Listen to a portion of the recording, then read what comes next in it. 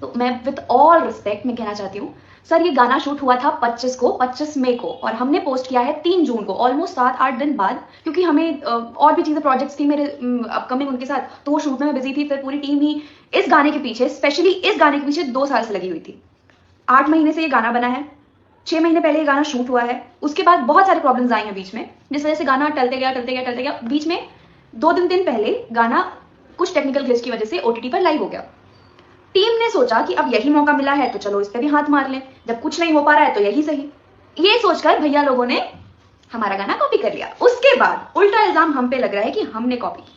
मतलब एक होता है ना तो पथेटिक। पवन सिंह के रंगबाज गाने की एक्ट्रेस हीरोइन खेसारी लाल यादव पे बहुत बड़ा आरोप लगाते हुए नजर आ रही है। जी हाँ, इस वीडियो में आपने देखा कि किस तरह से बोलते हुए नजर आ रही है। खेसारी लाल यादव को ही बोल रही है और ये बोल रही है कि गाना नहीं चल रहा है, कुछ नहीं मिला, तो लास्ट में चलो गाने को कॉपी कर लेते हैं। यहाँ तक इन्होंने बताया कि 8 महीना पहले तो इस वीडियो का शूट हुआ था और इससे पहले मतलब कि लगभग 1 से 2 साल के करीब में इस गाने का हो गया है रिकॉर्डिंग को लेकर। बहुत बड़ा आरोप लगा रही है कि OTT पे ये गाना लीक हो गया था। OTT पे आपको पता होगा कि सबसे पहले कॉपीराइट के कंटेंट ID लगाने के लिए OTT पर ये सारे प्लेटफॉर्म पे सबसे पहले चढ़ाया जाता है। कि बद्री झा भी खेसारी लाल यादव पे बड़ा आरोप लगा रहे थे। और रहा बात गाने की, तो सिर्फ खेसारी लाल यादव ने सिर्फ रंगबाज शब्द ही मिल रहा है। इसके अलावा अगर आप मैच कराएंगे तो खेसारी लाल यादव और पवन सिंह के गाने में बहुत ज्यादा दूर का फर्क है। जी हाँ, थोड़ा सा भी नहीं मिल रहा है। धुन आप कह सकते हैं कि धुन कॉपी हो सकता है, पर गाने का लाइन एकदम नहीं मिल रहा है। बाकी आप सभी को इस पे क्या रहा है नीचे कमेंट में बताना ना भूले। चैनल को सब्सक्राइब कर ले, फेसबुक को फॉलो कर ले।